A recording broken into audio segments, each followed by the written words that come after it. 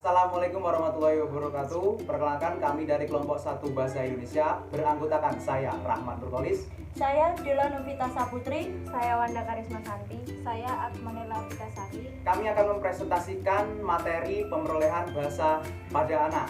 Silakan disimak baik-baik.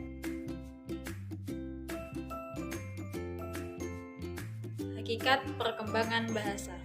Bahasa adalah sebuah alat mengomunikasikan gagasan atau perasaan secara sistematis melalui penggunaan tanda, suara, gerak, atau tanda-tanda yang disepakati yang memiliki makna yang dipahami. Webster's New Collegiate Dictionary 1981. Perkembangan bahasa adalah suatu perubahan dasar seseorang individu atau anak yang berkembang secara bertahap. Setiap jenjang usianya mempunyai tugas perkembangan sendiri. Anak-anak berkembang dengan cara awal dia menangis, tertawa, mengoceh, lalu mengucapkan mama atau dada, bergumam, dan merangkai kata hingga dapat berbicara. Hakikat dan strategi pemrolehan bahasa anak. Yang dimaksud dengan hakikat pemrolehan bahasa anak adalah proses pemilihan kemampuan berbahasa secara alamiah. Proses ini memiliki karakteristik sebagai berikut. Yang pertama, berjalan secara spontan, jadi secara tiba-tiba, tanpa sadar dan tanpa beban. Yang kedua, terjadi secara langsung dalam situasi informal, tanpa melalui pembelajaran informal. Jadi seorang anak mengalami secara langsung. Yang ketiga, didorong oleh kebutuhan untuk memahami maupun dipahami oleh orang lain. Kemudian bahasa pertama. Yang dimaksud dengan bahasa pertama adalah bahasa yang pertama kali dipelajari oleh seorang anak. Selanjutnya adalah bahasa kedua, yaitu bahasa yang dikuasai anak setelah bahasa pertama. Strategi pemrolehan bahasa. Selama masa anak-anak sampai dengan usia pubertas, otak berada dalam keadaan paling siap untuk mempelajari bahasa tertentu.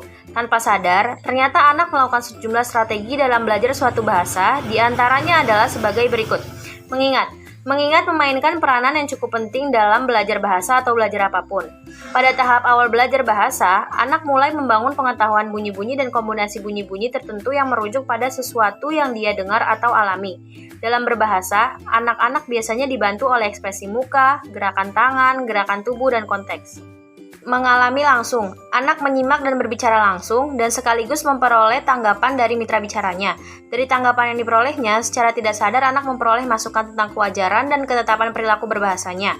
Dan dalam waktu yang sama juga, si anak akan mendapat masukan dari tindak berbahasa yang dilakukan mitra berbicaranya. Bermain. Kegiatan bermain sangat penting untuk mendorong perkembangan kemampuan berbahasa anak. Ladang dalam bermain, si anak suka berperan sebagai orang dewasa, sebagai penjual pembeli, atau dokter-dokteran, bahkan polisi. Penyederhanaan. Di samping perbuatan anak bersifat egosentris, satu atau dua kata mewakili satu kalimat, ciri berbahasa anak seperti itu disebut penyederhanaan atau reduksi. Strategi itu tentu saja tidak disadari oleh si anak. Tahap perkembangan bahasa anak. Perkembangan bahasa pada anak merupakan pendeteksian gejala-gejala yang terjadi pada anak dalam proses pengembangannya. Tahapan perkembangan bahasa menurut Benner dalam Brobby, Satnam, dan Moss 2002 adalah sebagai berikut. Tingkat 1, prabicara. Usia mulai dari lahir sampai dengan 10 bulan. Kemampuan 1. Perkembangan suara. 2. Perkembangan isyarat. 3. Penambahan persepsi suara. Tingkat 2. Kata-kata pertama pemunculan nama. Usia mulai dari 10 sampai 18 bulan.